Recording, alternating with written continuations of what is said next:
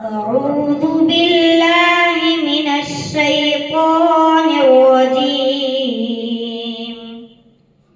بسم الله الرحمن الرحيم. فلا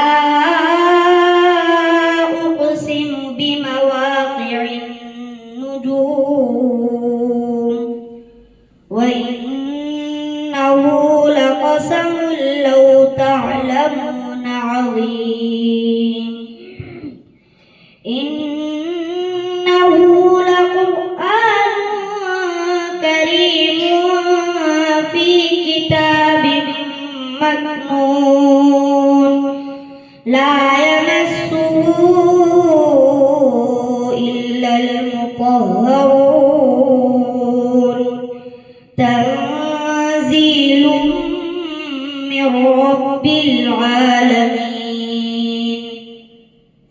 أفبهذا الحديث أنتم مدهنون وتجعلون رزقكم أنكم تكذبون.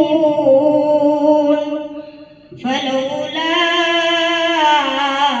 إذا بلغت الحلقوم وأنتم حينئذ تنظرون ونحن أقرب إليه منكم ولكن لا تبصرون. فلولا إن كنتم غير مدينين ترجعونها إن كنتم صادقين. فأما إن كان من المقربين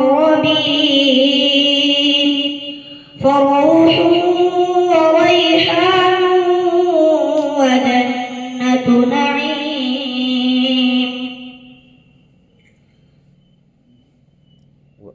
وأما إن كان من أصحاب اليمين فسلام لك من أصحاب اليمين. وأما إن كان من المكذبين الضالين فنزل من حميم وتصلية جحيم. إن هذا لهو حق اليقين. فسبح باسم ربك العظيم.